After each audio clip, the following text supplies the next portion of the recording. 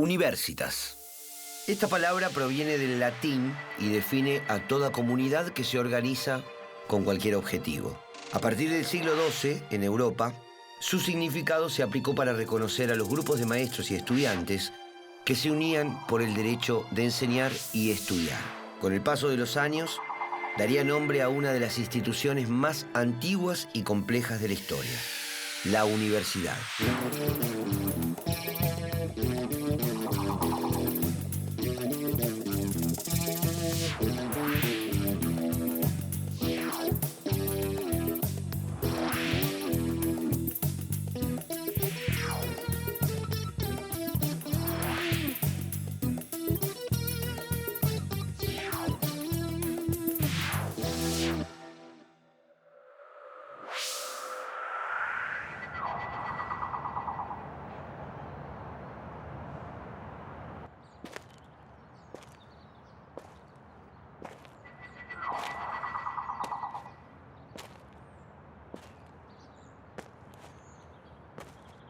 A través del voto, la sociedad elige a sus representantes.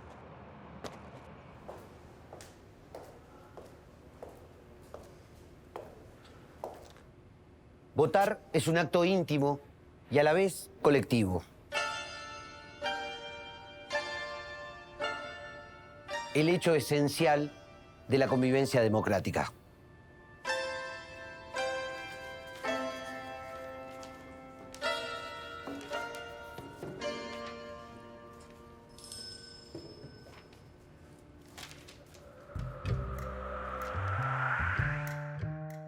La recuperación de la democracia en Argentina coincidió con profundos cambios a nivel mundial. A fines de la década del 70 comenzó a declinar el estado de bienestar y a surgir el neoliberalismo. América Latina puso fin a las dictaduras. En Argentina ganaba las elecciones Raúl Alfonsín. Como tantas otras instituciones, la Universidad Pública Argentina había registrado una profunda erosión durante la dictadura. La investigación universitaria había sido reemplazada por los institutos del CONICET. La comunidad educativa estaba quebrada por la represión. El desafío era reestructurar todo el sistema. La Comisión de Educación de la Multipartidaria había elaborado propuestas de política universitaria que el gobierno democrático puso en marcha. Con Alfonsín, las universidades recuperaron su autogobierno a través del ejercicio de la democracia universitaria y se inició la reconstrucción del sistema científico vinculado con la universidad.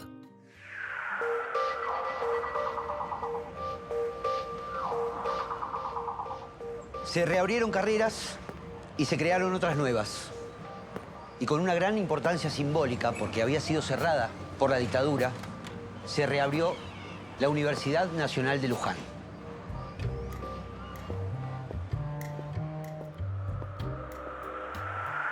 Las universidades nacionales y el CONICET fueron intervenidos para democratizarlos.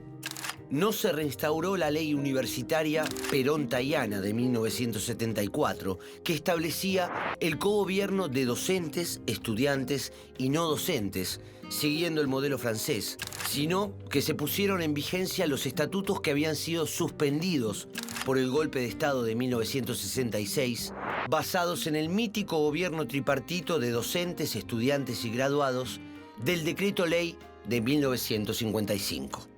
El Poder Ejecutivo nombró rectores normalizadores que designaron docentes interinos y luego realizaron concursos en los que la mayoría de esos interinos resultaron ganadores. Fueron reincorporados los docentes cesanteados o que habían sido obligados a renunciar.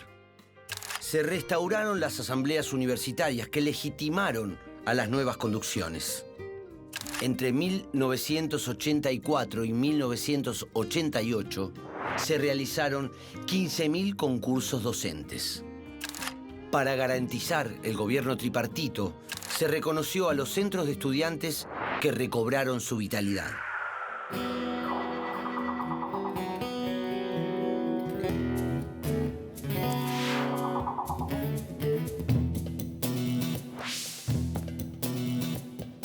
La ley de reincorporación a los despedidos por causas políticas y gremiales fue dictada por el expresidente Alfonsín y ya a comienzos de 1984 comenzó, digamos, la puesta en marcha de la misma y fui invitado a dar clase. O sea que volví a la universidad pública, a la Universidad del Estado, volví en marzo de 1984. En 1985 comenzaron los concursos selectivos, porque bueno, había que armar el gobierno de las universidades y, bueno, discrecionalmente se intentó que quienes vayan a ocupar los puestos de conducción, o sea, rector y decano, estuvieran en línea con el gobierno nacional. ¿Y qué pasó con los concursos de la última fase de la dictadura sobre, obviamente, ilegítimos, a partir de la recuperación de la democracia? Tanto en la Universidad del Sur como en la Universidad de Buenos Aires, que después fueron atacados, digamos,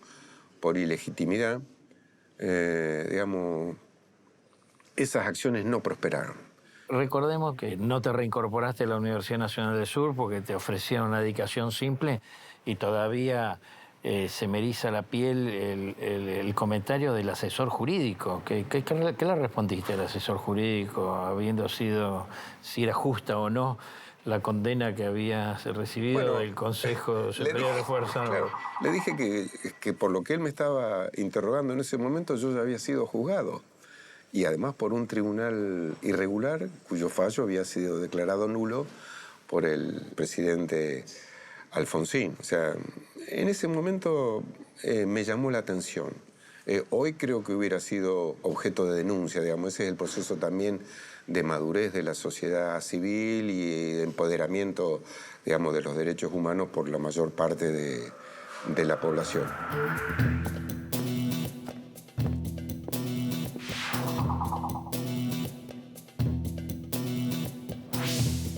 El comienzo es una coyuntura muy peculiar porque ahí hay una convergencia y una encrucijada entre las tradiciones organizacionales de la Universidad Argentina.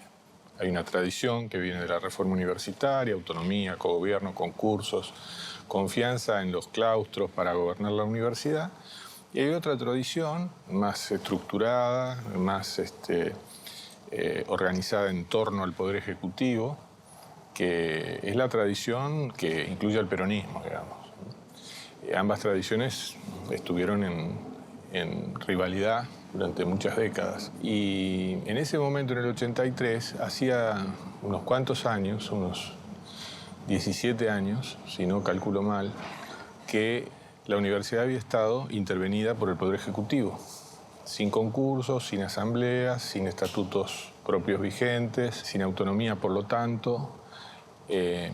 Y sería injusto si uno no dijera que entre medio estuvo la ley 2654, que fue una ley, la ley italiana, también llamada ley Perón-Balbino o con distintos nombres, que fue una ley de transacción entre las dos tradiciones que en la década del 70 permitió una votación casi por amplia mayoría, sobre todo en el Senado, y que incorporaba un montón de mecanismos de la tradición reformista y, a través de la voluntad del propio Perón, buscaba un acercamiento y una síntesis.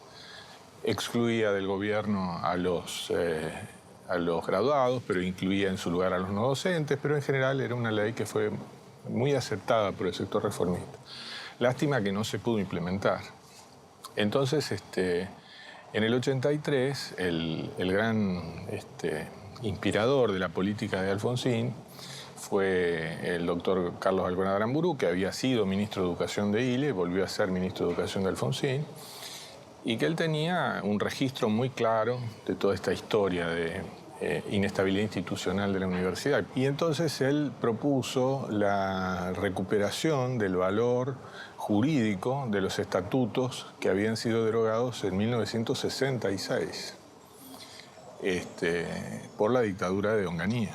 Se dictó un decreto presidencial que en lugar de intervenir, era obvio que las universidades tenían que pasar a manos del gobierno constitucional, y en lugar de interventores nombró delegados normalizadores, con la obligación de hacer consejos provisorios, de consejos superiores provisorios y consejos directivos provisorios. Pero se fue muy claro en el hecho de que el gobierno tenía en 1 año y medio que normalizar la universidad y ponerla en manos de los claustros. Con lo cual la estrategia reformista, aun cuando exigida por los plazos políticos y por supuesto por el control de la oposición, quedó ratificada.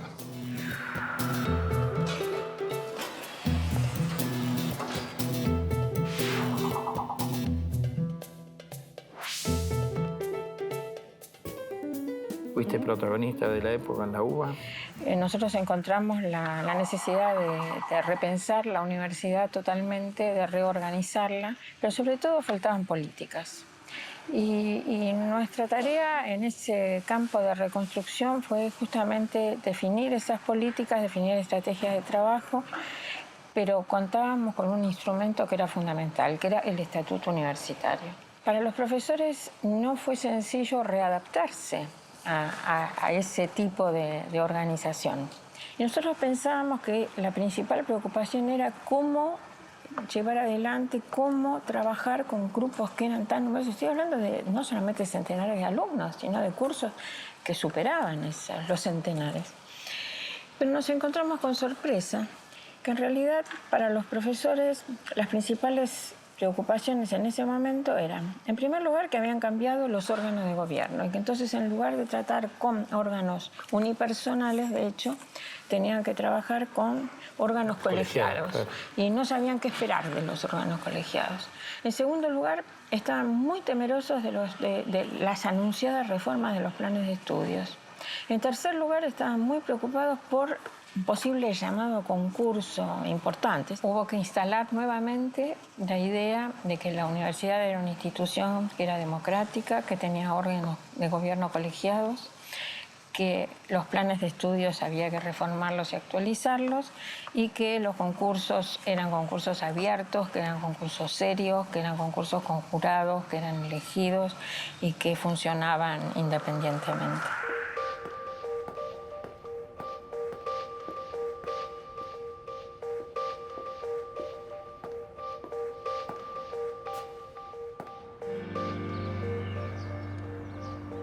Uno de los grandes problemas que surgieron fue la masificación por el gran crecimiento de la matrícula que se dio en 1984.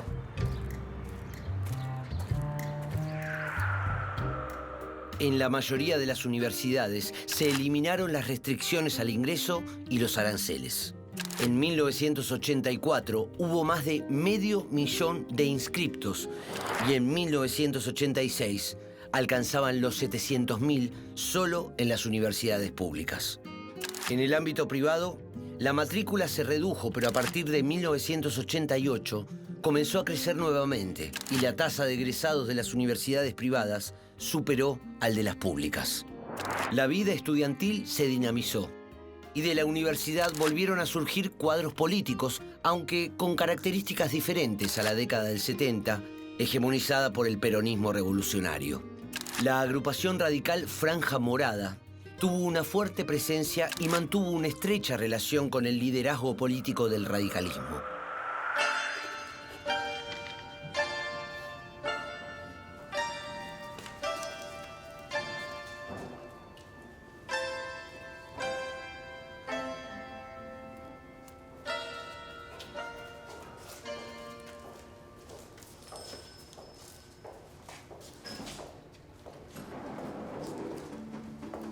Además de votar, la Argentina logró volver a ejercer otro derecho fundamental, la participación.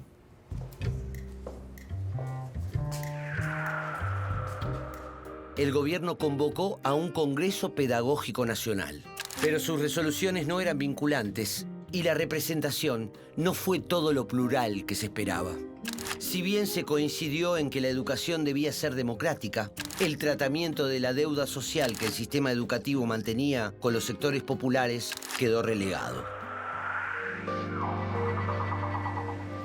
Pocos días después del Congreso Pedagógico y en rechazo a sus conclusiones, los docentes estatales iniciaron una huelga que duró 2 meses. Fue una de las crisis que vivió el gobierno radical.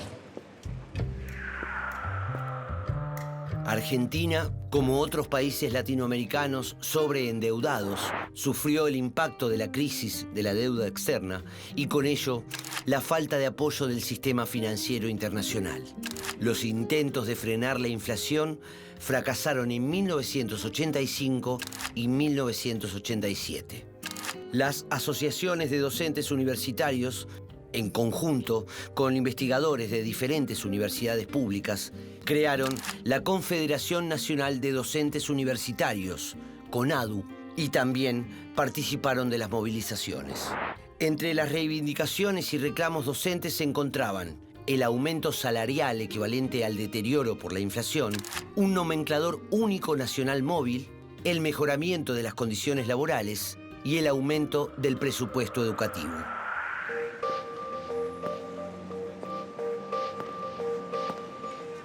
El gobierno de Alfonsín restauró el sistema democrático, pero no logró estabilizarse políticamente ni sacar al país de la crisis económica. ¿Cómo afectaría esto a la universidad?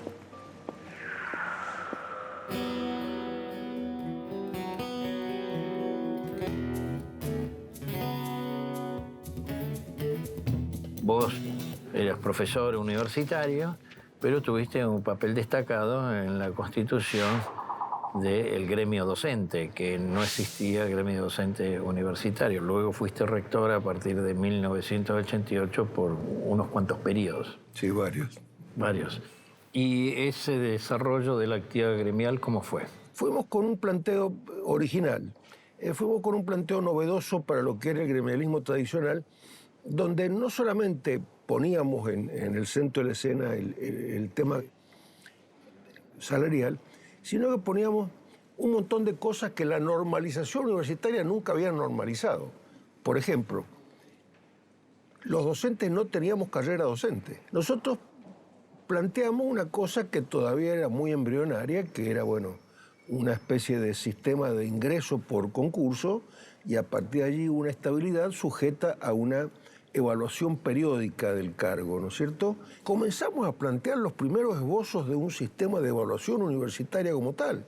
Nosotros decíamos que la autonomía universitaria no debe confundirse con soberanía, que la universidad tiene que rendir cuentas. Comenzábamos ya a hablar de lo que era la accountability, o sea, el rendir cuentas a la sociedad, y para eso pensábamos que había que tener un sistema de evaluación y de acreditaciones. O sea, le dimos al sindicato en ese momento, o al gremio nuestro, un carácter no solamente de reivindicación salarial, sino un carácter de reivindicación universitaria. Es decir, lo que el gobierno radical en ese momento no pudo lograr, porque yo insisto, los cuatro grandes ejes de la reforma universitaria eran condición necesaria, pero no suficiente para normalizar una universidad en serio.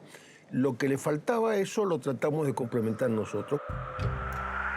La universidad volvió a considerarse como el lugar natural para la investigación científica.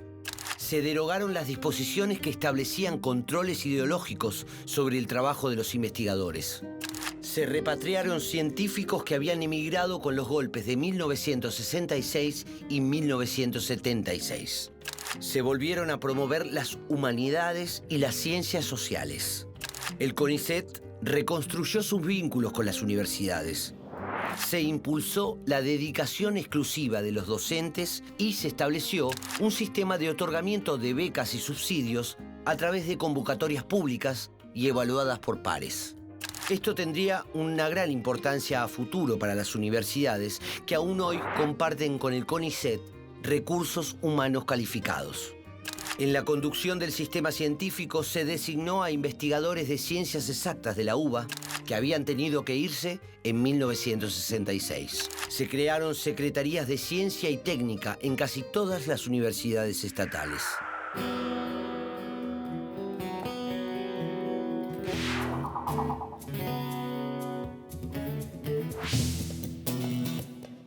Cambió la política científica para con las universidades desde el CONICET. Iniciamos el desarrollo desde el comienzo de la gestión de convertir el sistema de financiamiento de investigación a un sistema de convocatoria de proyectos abierta. Eso por el lado del mecanismo interno del CONICET y por el otro lado una actitud compartida con la Secretaría de Ciencia y Técnica de tener un diálogo fuerte con las universidades, visitar las universidades, participar en las discusiones de las universidades para revitalizar la investigación en la universidad. Entonces el CONICET pasó a tener investigadores cuyo sueldo era totalmente del CONICET. Es decir, pasó de ser de un organismo de promoción a ser un organismo con sus propios investigadores. O sea, un organismo de ejecución.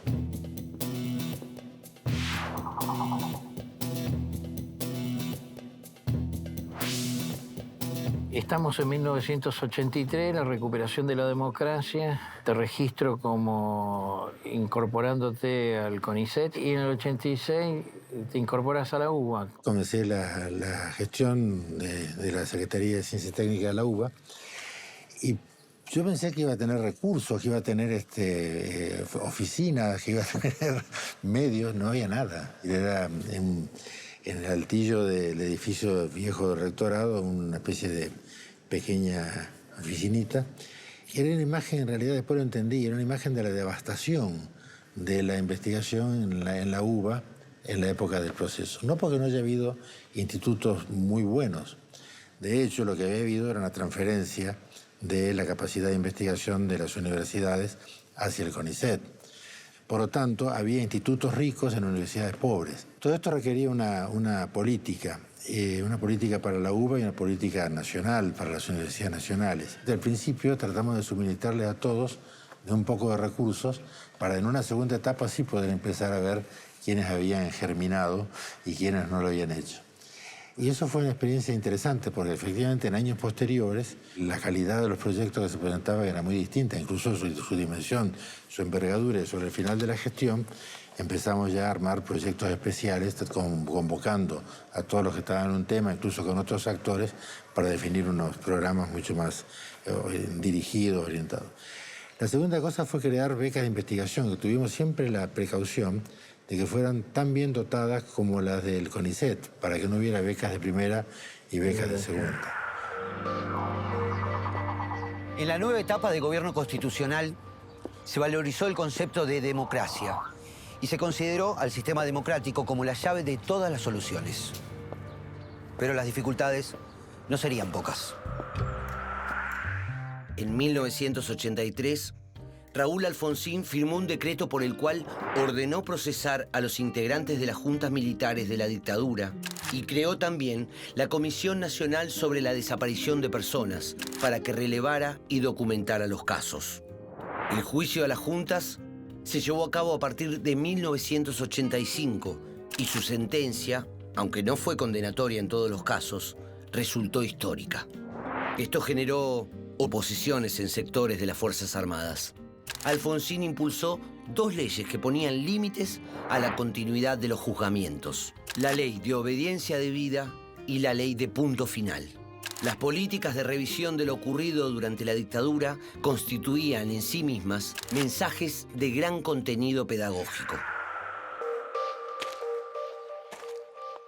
La contradicción del gobierno entre el impulso a los juicios y las leyes llamadas de impunidad tuvo varias interpretaciones. Hay quienes le atribuyen a una democracia todavía joven y presionada por algunos sectores de las fuerzas de seguridad. Y hay quienes acusan al gobierno de Alfonsín de no tener la voluntad política de desmantelar el aparato represivo. Aun cuando esta discusión no está saldada, la defensa de la democracia se instaló fuertemente en la sociedad argentina, también en las universidades.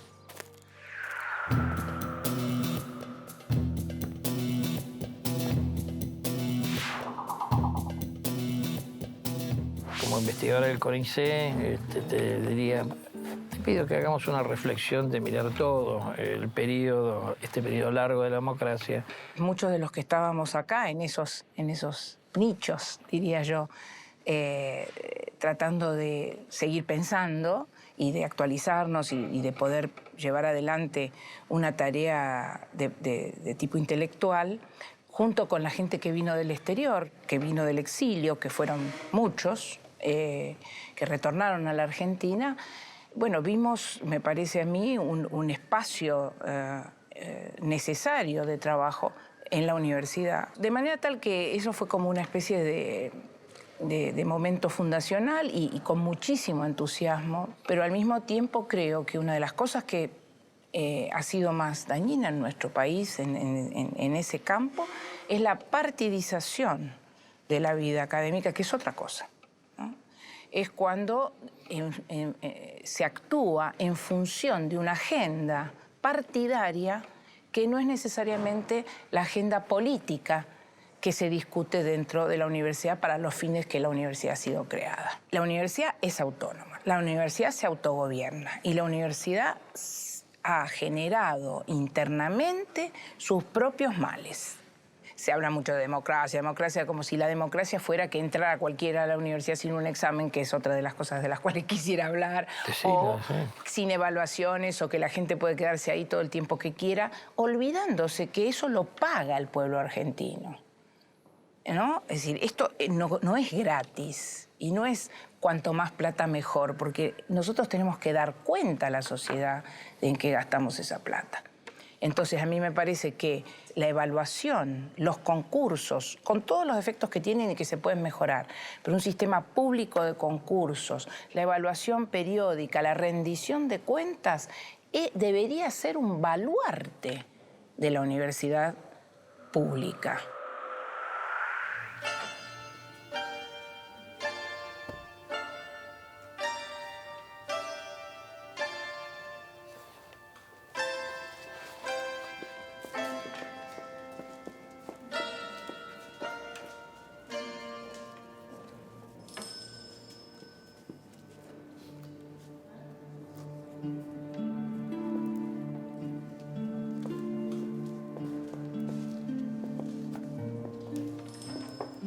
Aunque imperfecta y condicionada, nuestra democracia es el sistema que elegimos y aprendimos a cuidar.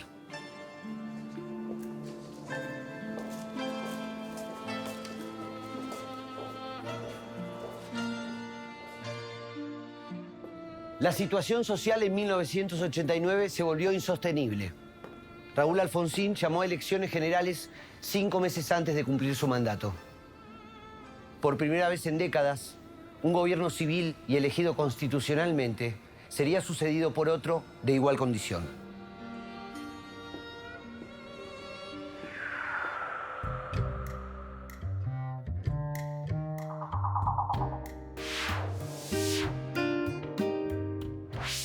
Creo que la ley, fundamentalmente, en la cual se expresó buena parte de las políticas de ese tiempo, no solamente fue una ley ordenadora